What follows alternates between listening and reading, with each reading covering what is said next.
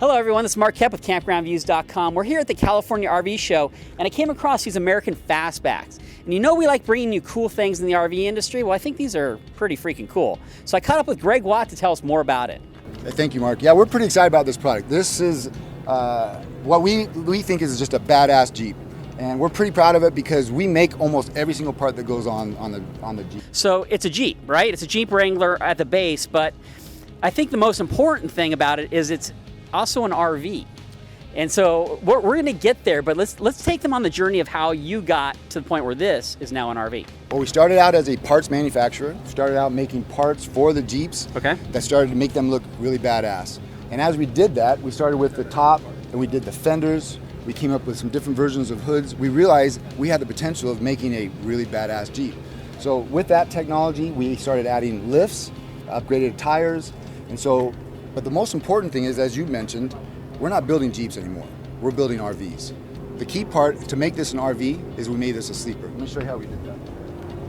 So we talked about how we make these Jeeps RVs. And the first thing we start with, every one of our Jeeps has this Galley. In this Galley we have here a 12-volt cooler.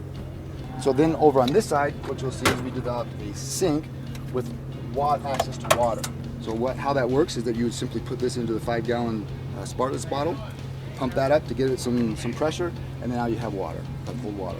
You have the ability to also cook with easy slide in out that actually locks into place so it doesn't move while you're traveling, and it easily slides out as well. And that's your burner stove, and it's propane stove. It's a propane 2-burner stove, that is correct. Okay, so now we've got a Jeep, we've got a refrigerator, we've got a sink, we've got a stove. Obviously the next most important part of an RV is where the heck am I going to sleep in this thing? Right, so we can definitely eat, we can have our drinks, but where are we going to sleep? You're absolutely right. So the Galley comes out and we make it a 2-man bed. Okay. You can kind of see how much room that there is, but let me show you how we created that room. So at first glance, I know it looks like we just put some foam down there to make a bed, but it's actually much more than that, Mark. What we did is we integrated a backboard into the back of the seat. Then we put a hinge on there as well. And what that does is now when I fold the seats down, it covers that valley that's usually in there and makes everything nice, flat, and supported along with the foam. Okay. Very comfortable. The nice thing about it is I never have to remove the foam or anything. It doesn't come untouched. When I put the seats back up, I simply have to put the foam back into place, and with the strap that's already there, clip it in, and everything is there. That's pretty cool. We see it now. I'm seeing it now. This is a Class B. You've got the sleeping area, depending on the rooftop tent doesn't come on all of them. Some of it comes on. There's different models. We can talk about that. You've got the sleeping space inside. You've got the kitchen. You've got the kitchen sink. You brought everything but the kitchen sink, but in this case we have the kitchen sink. Yeah, we have the sink kitchen sink. So now there's some folks out there who are Jeep fanatics, and they're looking at this thing, and they've already noticed the rims, tires, and bumpers.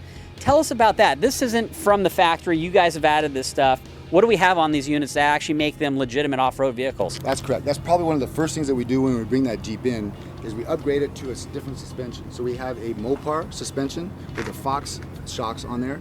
We've also put a 35-inch tire on here to make it even beefier and able to go more off-road. Okay. So not only have we made the Jeep look badass, but it can also perform the same way as well. And it's sleep. And these parts, I mean, like the fenders, the bumpers, I mean, are these your parts?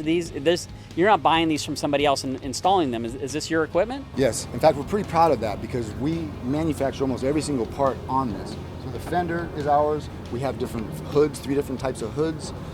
The bumper, on this bumper, this is an upgraded bumper that happens to have one of the best winches out in the market right now. And those winches are on every unit. So is that part of the package? Standard for every build that we have. Correct. Wow. Okay.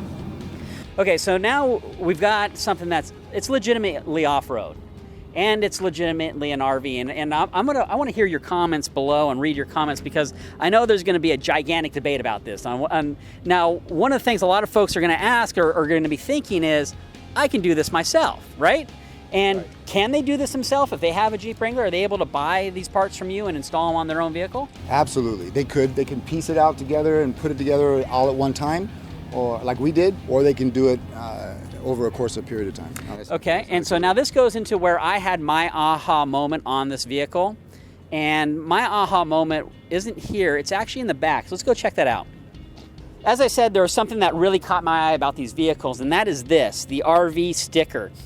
So it's an RV, and it's a Class B RV. Does it still have the Jeep Wrangler warranty on it? Absolutely. There's a couple of things that's really important about this. One is that we don't make Jeeps, we do make RVs, but it doesn't do anything to the OEM manufacturer's warranty. So you guys, I mean, there's an arrangement you've made with Jeep where you're basically buying the chassis and upfitting it as if somebody who's building a Sprinter van buys a Mercedes chassis. Correct. And upfits it. And we haven't altered it in any way that would void that warranty. It's still valid. A 3-year, 36 warranty is good.